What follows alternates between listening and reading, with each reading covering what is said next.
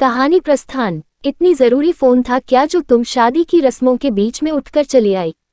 चूंकि मेरे दोस्त की शादी है इसीलिए तुम्हें कोई उत्साह नहीं है। अरे तुम रो रही हो। नितिन मुझे ऐसे देखकर चौंक गए। पंडित जी की आवाज स्पष्ट रूप से होटल के कमरे में आ रही थी। 5वां वचन है स्वसद्य कार्य व्यवहार कर्म निव्यय मामापि मंत्र ये था।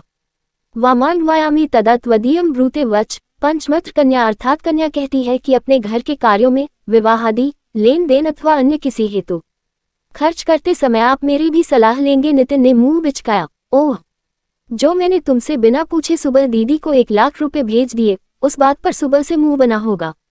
मैंने बिना जवाब दिए 1 गिलास पानी पिया, आंसू पोंछे। पंडित जी की आवाज फिर गूंजी। 6ठा वचन है न मैपमान सविधे सखीना द्यूत न व दुर्व्यसर भंजश्चेत वामांगमायामी तदा त्वदीयं ब्रवीति कन्या वचन च 6ठम अर्थात कन्या कहती है कि यदि मैं अपनी सखियों अथवा अन्य स्त्रियों के बीच बैठी हूँ तब आप वहां सबके सामने किसी भी कारण से मेरा अपमान नहीं करेंगे। नितिन की आवाज तेज होने लगी थी। अच्छा, जो खाना खाते समय सबके सामने तुम्हें बेवकूफ कह दिया था उसके लिए ड्रामा है क्या ये? जवाब दो। और अपने कपड़े अटैची में क्यों रख रही हो?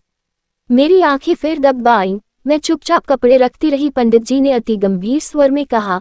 अब आता है 7वां वचन। परस्त्रियम मात्र समा समीक्ष्य स्नेह सदा चेन्वी कांत कुर्या वामान्वयामि तदा त्वदीयं ब्रूते वच। 7वां मत्र कन्या अर्थात कन्या अंतिम वचन ये मानती है कि आप पराई स्त्रियों को माता के समान समझेंगे और पति पत्नी के आपसी प्रेम के मध्य अन्य किसी को नहीं लाएंगे।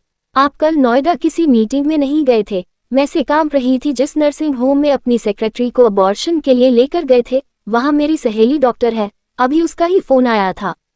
सीसीटीवी फुटेज भी भेजा है। मैंने कांपते हाथों से फोन नितिन को पकड़ा दिया। फोन देखते हुए नितिन का चेहरा सफेद पड़ चुका था। मेरी बात सुनो, देखो, समझो। कुछ कमजोर पलों में मैंने अटैची उठाए और बाहर निकलते हुए नितिन की ओर देखा। देखूंगी, समझूंगी, कमजोर पलों की कहानियां भी सुनूंगी, लेकिन यहाँ नहीं, कोर्ट में।